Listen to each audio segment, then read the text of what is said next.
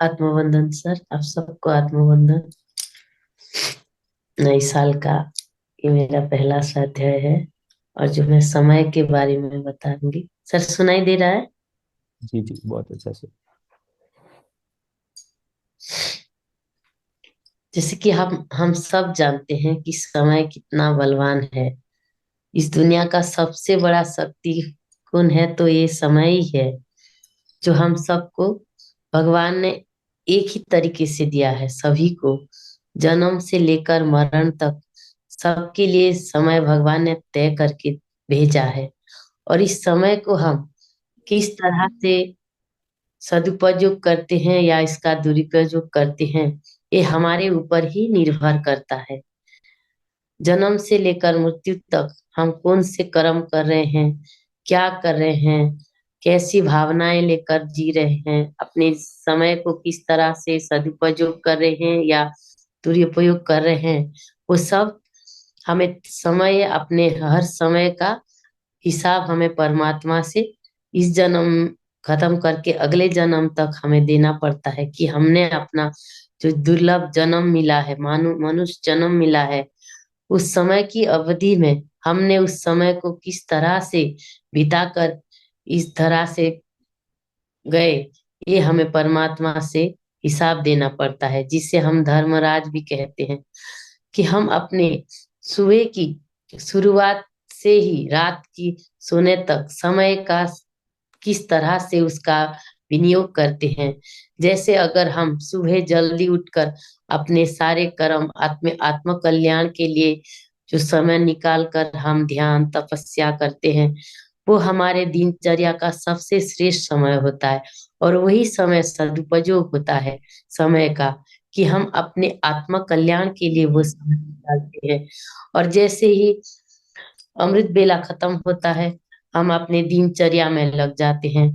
जैसे कि अपने दिन की शुरुआत अपने सारे कर्म, नाश्ता पानी करके अपने दिन को अपनी दिनचर्या से हिसाब से ऑफिस जाना, घर के काम करना, इन्हीं सब में लगाते हैं। लेकिन इन्हीं सब में जब हम लगाते हैं, उस समय भी हम जो सारा दिन बिताते हैं, वो किस तरह से बिताते हैं, उसका मूल्यांकन किस तरह से करते हैं। जैसे कि उन्हीं बिताए हुए समय में हमारे भाव विचार किस तरह के होते हैं, हमारे कर्म किस तरह के, हमारा बुद्धिमत्ता से उसे सदुपयोग करके जितना भी जो कार्य मिला है उसे सही ढंग से करके आत्मिक स्थिति में रह के अगर हम करते हैं, वही समय हमारे लिए मूल्यवान बन जाता है। लेकिन होश पूर्वक जो भी हम कार्य करते हैं, उसी में हम सफलता पाते हैं।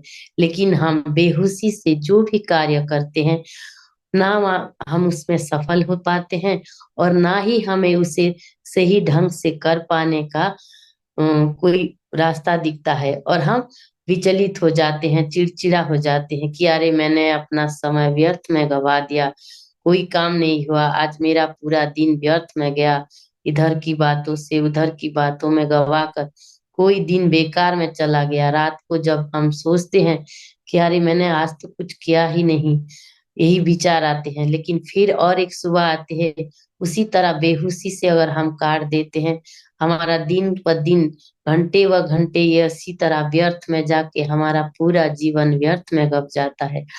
लेकिन जब इसी समय को हम सदुपयोग करते हैं, बड़े ध्यान पूर्वक, बड़े विचार पूर्वक, श्रेष्ठ भावनाओं के साथ जो भी कर्म मिला है हमें, जिसको ऑफिस जाना है, गृहिणियों को अपने घर में कार्य करना है, उन्हीं सभी को अगर होश पूर्वक समय के अनुसार समय से पहले एक विधि बनाकर कि आज मुझे इतना ये तय करना है, इतना खत्म करना है, ये पहले से अगर उसका मूल्यांकन करके उसी को सही समय पर खत्म करके अपने आत्म कल्याण के लिए भी हमें समय निकालना चाहिए। क्योंकि जो मानव जीवन दुर्लभ मिला है हमें, वो इसीलिए मिला है कि हम अपने आत्मा कल्याण कर पाए, आत्म अपनी संस्कारों को, अपनी विचारों को श्रेष्ठतम बना सके, जो कि हमें अपने एक आदर्श जीवन जीने के लिए दूसरों के लिए भी उदाहरण बन पाए।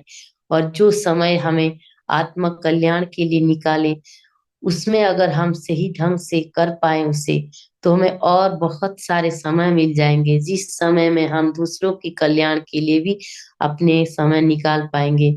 बहुत श्रेष्ठ कर्म अपने सारे परिवार के सहित अपना देश, पूरा समाज के लिए भी हम अपना समय निकाल कर सभी का कल्याण कर पाए। इसीलिए समय का सदु सदुपयोग करना सर्वोत्तम है, सर्वश्रेष्ठ है, क्योंकि यही वो समय ही है जो हमें सफल या विफल बनाता है।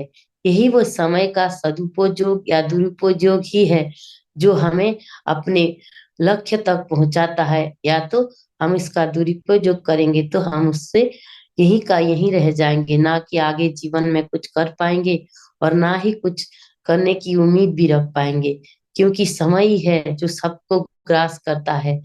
हर जैसे कोई पुराने वस्तु का कोई मोल नहीं रहता, इसी तरह जब हम समय के साथ हम भी बूढ़े होते जाते हैं, ना ही हमारी ताकत रहती है कुछ करने की, और ना ही हमारे मन इतनी सकारात्मक होता है कि हम कोई उच्च विचार कर पाए या श्रेष्ठ कार्य कर पाए।